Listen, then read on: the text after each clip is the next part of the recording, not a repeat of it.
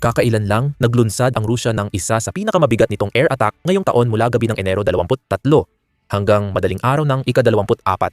Mahigit 375 drone at 20 missile ang tumama sa energy grid ng Ukraine. Layunin, putulin ang kuryente sa taglamig, gawing sandata ang lamig, gawing hindi matiis ang araw-araw na pamumuhay. Pero hindi nabigo ang Ukraine sa pag-atake. Sa loob ng ilang oras, gumanti ang Kiev, nasunog ang mga oil depot at sumabog ang mga imbakan ng bala na daan-daang milya ang layo mula sa harapan. Ang tangkang ilubog sa dilim ang Ukraine ay nagpakita ng kahinaan ng Russia. Talakayin natin kung ano ang tunay na nangyari. Naganap ang pag-atake mula hating gabi hanggang alas 5 ng umaga sa pinakatahimik na oras ng gabi. Unang narinig ng mga tao ang ugong ng mga drone na Shahid at Garan. Sunod-sunod silang dumating, pinilit ang air defense na manatiling aktibo habang nakatutok sa mga drone. Kasunod ang mga misil. Sumunod ang Iskander ballistic missiles, Zircon hypersonic weapons, at mas lumang Ka-22 cruise missiles. May kanya-kanyang papel ang bawat uri at nagkaisa sila sa patong-patong na pag-atake.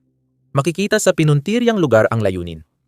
Tinamaan ang planta ng kuryente, substation, at nasira ang heating network. Sabay-sabay tinamaan ang Kyiv, Kharkiv, Chernihiv, at iba pang lungsod. Hindi lang ito tungkol sa isang target, kundi sa pagsabay-sabay na stress sa buong sistema. May mga nasirang substation na direktang nagpapakuryente sa nuclear facility, kaya mas lumalala ang panganib kapag nawalan ng kuryente ang mga iyon. Ang panganib ay lampas pa sa simpleng pagkawala ng ilaw sa mga bahay. Pumapasok ito sa usapin ng kaligtasan na ayaw subukan ng kahit anong bansa. Kasabay nito, umabot din ang mga pag-atake sa mismong buhay sibilyan sa Kharkiv. Tinamaan ang maternity ward at silungan para sa mga lumikas. Nasira ang ospital. 19 ang nasugatan, kasama ang isang bata. Kasabay nito, tinamaan din ang residential area sa Kyiv. Tinamaan ang pabrika ng Roshin. At dahil bumaba sa -10 degrees Celsius ang temperatura, libo-libong bahay ang nawalan ng init at kuryente. Nang mawalan ng kuryente, kitang-kita ang epekto nito. Mahigit 1.2 M ari-arian sa bansa ang nawalan ng kuryente. Sa Kiev lang, halos 6,000 gusali ang naiwan na walang pag-init.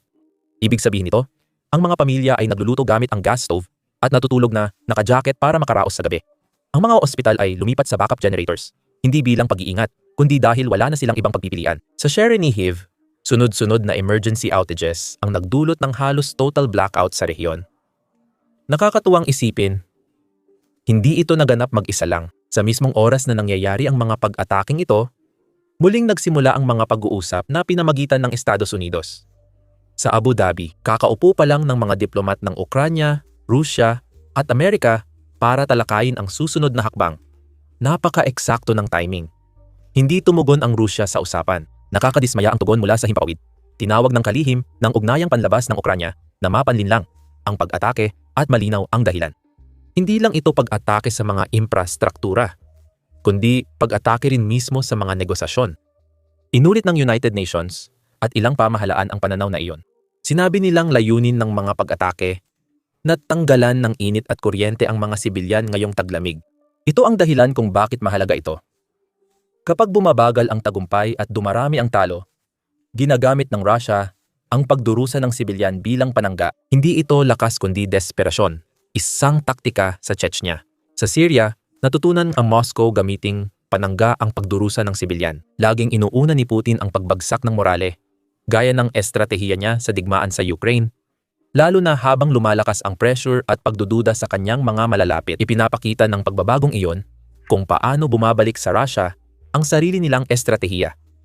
Gusto nilang saktan ng Ukraine, pero ngayon ay kaharap nila ang bansang sanay na sa ganitong sitwasyon. 3 taglamig na may parehong taktika, ngunit bawat isa'y nagbago. Mabilis na tumugon ang air defenses ng Ukraine kaya naging malinaw ang kanilang sagot. Sa 375 drone na pinakawalan, 357 ang naitabang. May mga misil na na-intercept. Habang nagpapatuloy ang mga pag-atake at alerto, nagsimula na ang emergency crew sa pagkukumpuni. Hindi na marupok ang energy grid gaya ng 2022. Dahil sa sunod-sunod na atake, kinailangang idisenyo muli ng Ukraine ang sistema. Mas distributed na ngayon ang power generation, kaya kahit masira sa isang lugar, hindi na nito kayang pahintuin ang buong rehiyon. Mas mabilis na gumalaw ang mga repair team dahil nagawa na nila ito dati.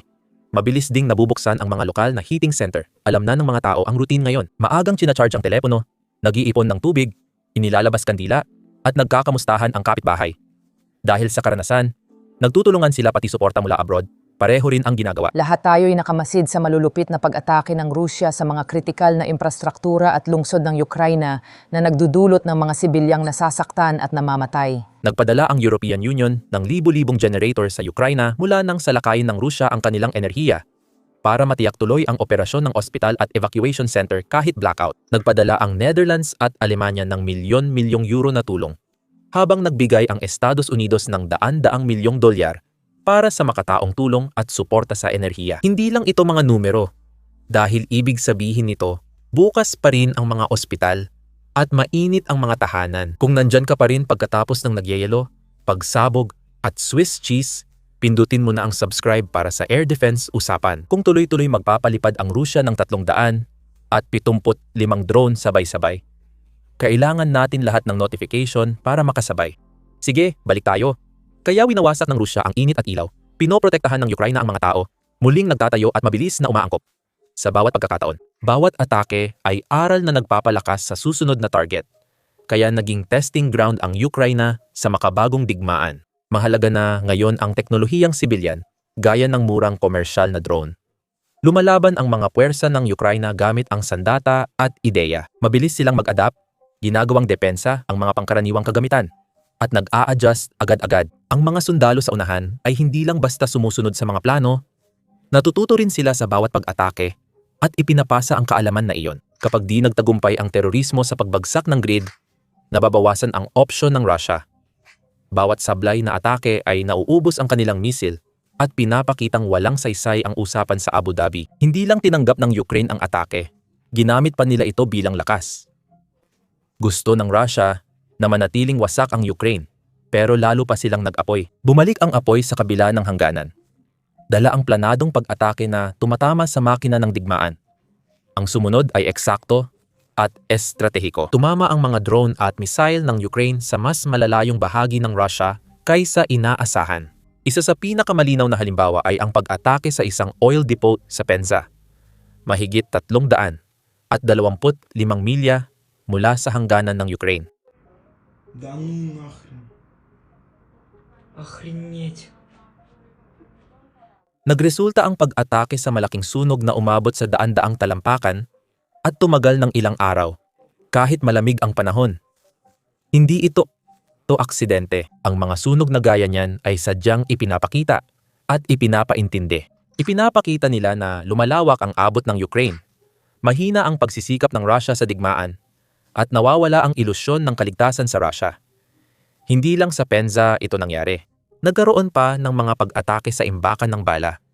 Nagdulot ng sunod-sunod na pagsabog at patuloy na apoy matapos ang unang tama.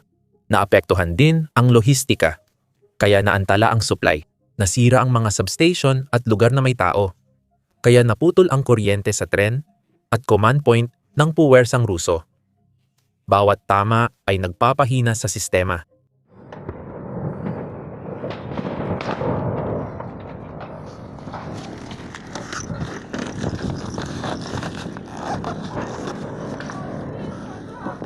Hindi lang ito paghihiganti, kundi layuning pahinain ang kakayahan ng Russia sa makabagong digmaan. Umaasa rito ang mga tangke, truck, eroplano, at generator. Ang lohistika ang nagdudugtong sa bawat bahagi ng labanan. Tinansya na napahinto ng Ukraine ang 10-15% ng kapasidad ng pagpipino ng Russia.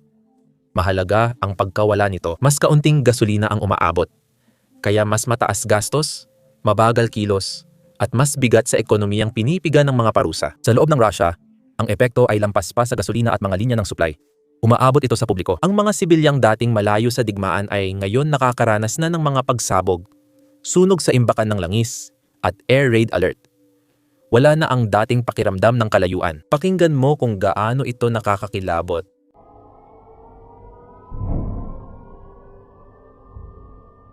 Bawat matagumpay na pag-atake ng mga Ukrainyano ay pumipilit sa Rusya na tumugon. At ang tugon na iyon ay may sarili ring kapalit. Inaalis ang depensa sa himpapawid sa harapan para protektahan ang refinery, dipo at lungsod. Kaya humihina ang proteksyon sa mga mahalagang lugar sa loob ng bansa. Mas kaunting depensa sa harapan ay nangangahulugan na mas maraming konvoy ng supply ng Rusya ang tinatamaan at mas maraming buhay ng mga Ukrainyano ang naliligtas. Ang eksaktong pag-atake ay humalili sa pananakot at nagbago ang balanse ng abutin ng mga drone ng Ukraine ang loob ng Rusya na tinatawag nilang hindi mapasok na panangga. Mas maraming butas ito kaysa Swiss cheese. Marami sa sistema ng Rusya ay luma at lampas na sa disenyo. Palpak ang interceptor, pumapalya ang misil at bumabagsak ang debris sa tirahan. Habang pinipigilan ang drone attack ng Ukraine sa Efipsky Oil Refinery noong Enero 20, nagmalfunction ang mga Russian S-4 na Raan air defense missile at tumama mismo sa isang mataas na gusaling tirahan. Nasugatan ang mga sibilyan, kabilang ang isang bata, at nagdulot ng sunog sa sarili nilang mga tahanan.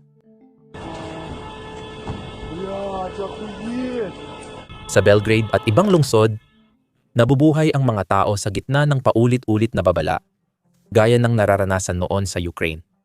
Mahirap hindi mapansin ang kabalintunaan. Ang mga sandatang dapat poprotekta sa sibilyan, ngayon ay naglalagay sa kanila sa peligro. Hungkag ang mga pahayag ng matibay na depensa, habang tuloy ang gabi-gabing paglusot, mahal din ang maintenance ng mga depensa. Bawat interceptor missile ay daan-daang libong dolyar ang halaga. Laging aktibo ang radar system, pagod na mga tauhan, at mabilis maubos ang resources kaysa mapalitan.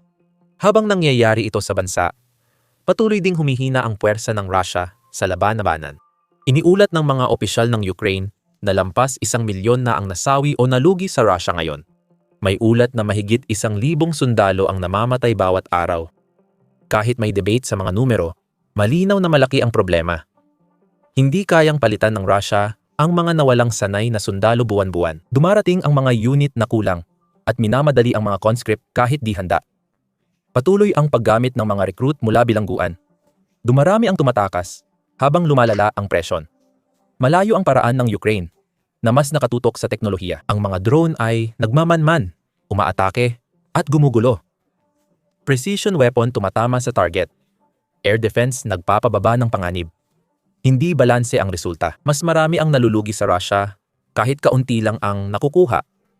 Habang ang Ukraine ay napapalawak pa ang limitadong mga yaman sa bawat pag-aangkop. Samantala, ganito ang mga eksena sa Russia.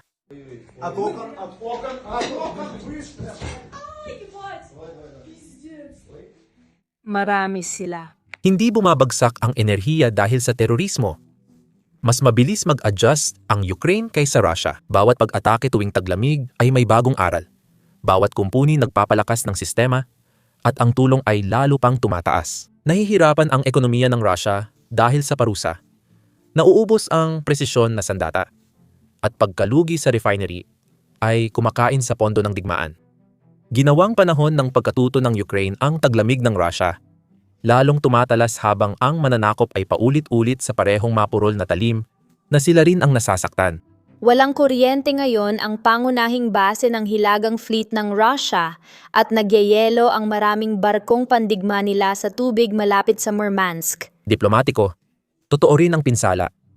Ang pambobomba ng mga lungsod habang may pag-uusap sa Abu Dhabi ay sumira sa kanilang kredibilidad at winasak ang pag-aangkin ng mabuting hangarin. Ngayon, pinapalakas nito ang posisyon ng Ukraine sa ibang bansa at pinatitibay ang suporta sa Europa, Washington, at sa United Nations. Bawat pag-atake habang may negosasyon ay nagpapamukhang hindi kapani-paniwala ang Russia, hindi mas nakakatakot para sa Ukraine. Bawat bagong paglala ng Russia ay may kaakibat na hindi inaasahang positibong epekto. Hinahatak nito ang NATO na mas mapalapit at pinipilit ang alyansa na seryosohin ang pagpigil. Pagkatapos ng pinakahuling pag-atake, walang pag-aatubili. Naglabasan agad ang panawagan para sa dagdag na air defense tulad ng Patriot, SAMP-T, IRIS-T at NASAM units.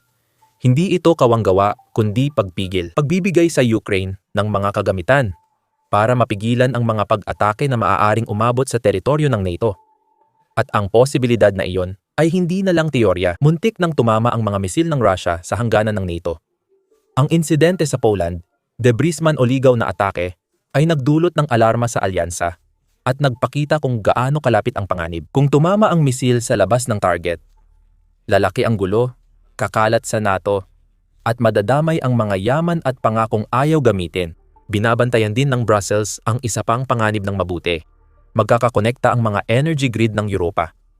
Ang isang malaking pag-atake sa infrastruktura ng Ukraine ay maaaring magdulot ng epekto sa ibang bansa, magdudulot ng brownout sa mga bansang tulad ng Romania o Hungary, at gagawing problema ng buong kontinente ang isang regional na digmaan.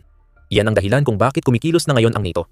Pinapabilis ang mga magkasanib na ehersisyo, kung saan 10,000 sundalo ang nagsasanay sa mga bansang Baltic upang mapataas ang kahandaan. Itinuturing itong provokasyon ng Russia, ngunit pagpigil ng NATO. Mensahe: isang maling kalkulasyon. Lalawak ang labanan sa teritoryong walang tunay na kalamangan ang Moscow. May hindi pantay na pananalapi, lumalaki ang budget deficit ng Russia, at nahahadlangan sila ng parusa sa teknolohiya. Mas mababa pa rin ang produksyon ng misil kaysa dati. Samantala, nakatanggap ang Ukraine ng tulong na karamihan ay para sa depensa sa himpapawid at kontra-drone. Umaasa ang Russia sa pautang ng China para mabuhay, kapalit ng pansamantalang kaligtasan at pangmatagalang pagdepende. Ang Ukraine naman ay umaasa sa industriya at supply chain ng mga kaalyado. Hindi nasusukat ang tagumpay sa dami ng putok, kundi kung sino ang makakapaglaban bukas. Ngayon, ang ekonomiya ay lumilihis na palayo sa Moscow. At kung pag-uusapan ang China, dati ay lantaran ang suporta ng Beijing sa mga estratehikong interes ng Russia, pero ngayon ay naglalakad na ito sa alanganing sitwasyon. Pinananatili nito ang kalakalan sa drone, pyesa, at enerhiya para hindi mapalayo ang Moscow. Dahil sa presyon at parusa mula sa kanluran, napipilitang ilihis ng mga kumpanyang Chino ang padala, magbayad ng mas mataas na gastos sa regulasyon, at isaalang-alang ang panganib ng karagdagang parusa. Binabago ng sigalot na ito hindi lang ang Ukraine, kundi pati ang pandaigdigang balanse ng kapangyarihan. Nagbabago ang mga alyansa, prioridad ng gobyerno, at ekonomiya. Sa pagtingin sa hinaharap, mahirap makita ang isang malinaw na daan tungo sa kapayapaan. Parehong naghahanda ang magkabilang panig. Sa bawat pag-atake, lalong lumalayo ang posibilidad ng isang napagkasunduang ayos. Itinuro ng kasaysayan na ang mga digmaan ay hindi lang nagbabago ng hangganan, kundi pati ng kahulugan ng seguridad at soberanya sa makabagong mundo. Ang mga pilat ng digmaang ito ay mananatili ng higit pa sa labanan. Ang pandaigdigang kaayusan mismo ay maaring mabago sa mga paraang ngayon pa lang natin maiintindihan sa pagtatapos ng lahat. Ang mga digmaan ay hindi lang natatalo sa harapan.